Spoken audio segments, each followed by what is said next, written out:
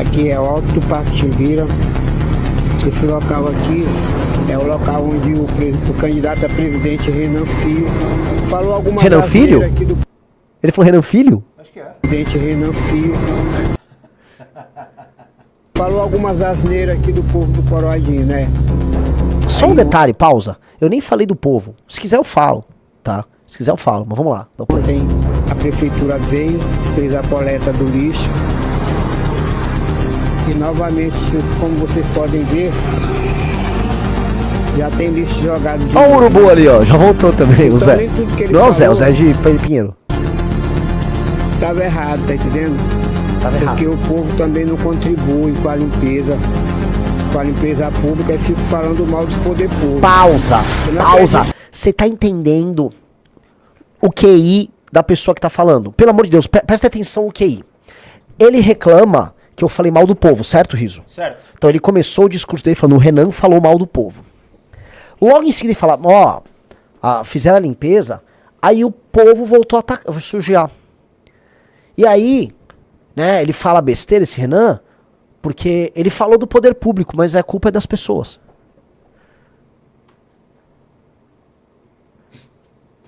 Então é pra falar da pessoa, não é? Porque eu não falei da pessoa. Mas pra ele tem que falar da pessoa, mas não pode falar da pessoa, porque de acordo com ele não posso falar mal de ninguém. Não tem coerência o que essa pessoa, não tem nenhuma coerência discursiva. Não tem nenhuma coerência. Um cara falou quase atropelou o urubu. Não, acho que é um cachorro no começo. Cachorro. Que é quase atropelado. Aí, porque eu vi 5 cadáveres de cachorro. Eram 4, mais um que foi. Um cara foi com um saco o cachorro pra jogar. Então agora entendeu. Olha o cachorro ali, ó. Olha a velocidade que passa o carro.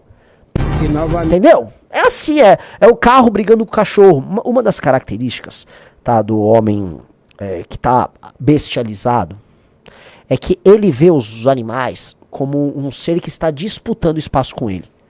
Quando você tá bestializado, o animal tá disputando o espaço com você, porque você não está acima do animal, você disputa o espaço com ele. Você está em guerra com o animal, tipo, o animal é um problema, você não conseguiu vencer ainda a natureza. E aí você tem raiva da natureza. Por isso que pessoas que ainda estão bestializadas gostam de cortar árvore.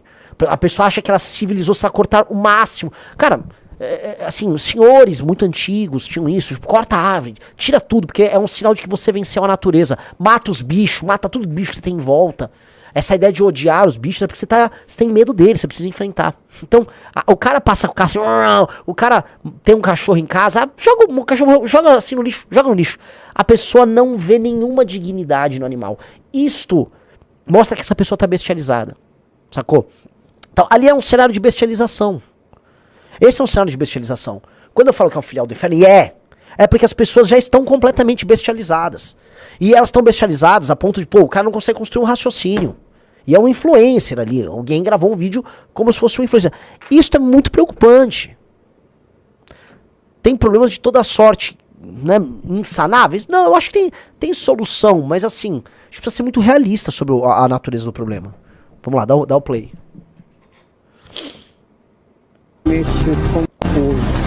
eu não acredito que o local voe com a limpeza pública e fico falando mal do poder público. Mal dos poder público. Fala mal dos poder público. Você vê, né? Você não pode falar mal da classe política, não. Entende isso, a relação de servidão? Que é outro elemento, né? Essas pessoas são pré-modernas. Essas pessoas não entendem a lógica de cidadania. Então, como eles são vinculados a algum prefeito ali, recebem grana. Eles são servos. Então, a função deles é servir. Então, ele tem que ficar ali, falando. Dá o play. O local onde esse lixo ali saiu não tem local para guardar até a hora que a coleta passar. Então, nem tudo que o candidato a presidente falou aí é asneira sobre o povo. Não estou generalizando. Ah, nem tudo que o candidato falou é asneira sobre o povo, mas eu não podia falar, sendo que eu também não falei. Cara! Ele tá tendo as epifanias durante o vídeo dele lá. Ah, não, mas então nem tudo. Vamos lá.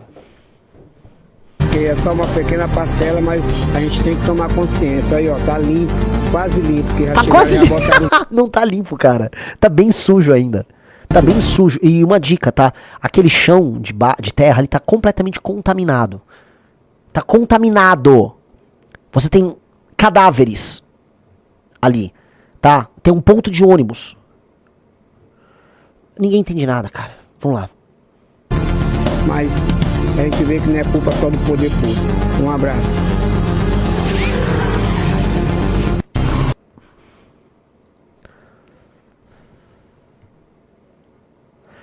Vocês estão entendendo que o caso do Brasil, isso aqui, a viagem para o Maranhão foi um aprendizado, eu vou para Amapá, eu vou para o Pará, eu vou para Bahia.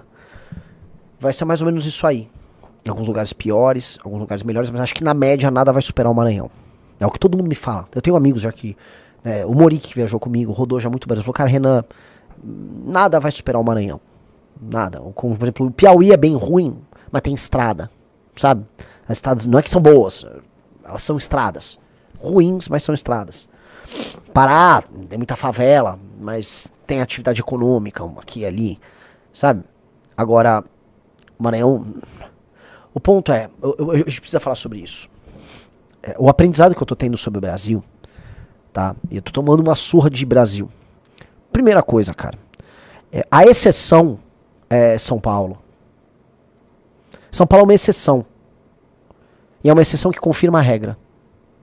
O fato de São Paulo de cabo a rabo ser produtivo, tirando a região ali do Vale do Ribeira, nos obriga a falar o que aconteceu aqui. Porque o que aconteceu aqui é muito excepcional.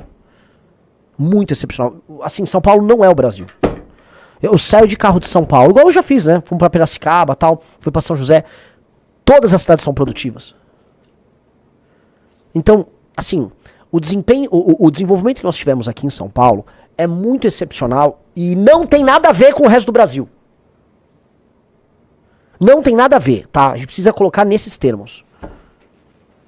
2. Tive no Matopiba maranhense. Não há Matopiba, não há desenvolvimento do agro que resista à classe política do Maranhão. Porque é o seguinte, região de Balsas, o Gauchada chegou lá, região de Imperatriz, alguns gaúchos, mas veio gente do Brasil inteiro ali. Tem agro? Tem. Tal, gera um PIBzinho legal, assim, gera. Mas a administração pública é tão ruim, tão ruim, tão ruim, que as cidades são muito ruins.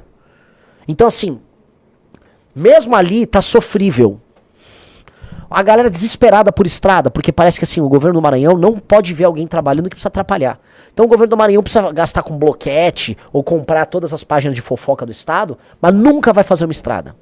Nunca, nunca, assim, é inimaginável você pensar que o governo do Maranhão vai recapear uma estrada. A gente rodou boa parte das estradas estaduais, o Rito vai lembrar, MA-006, MA-008, a gente rodou. Cara, aquilo não é estrada. E aquilo é uma estrada estadual. Como é que alguém cobra um imposto estadual? Pior, eles cobram o maior ICMS do Brasil. Eles são os maiores cobradores de impostos do Brasil. Como é que alguém faz isso?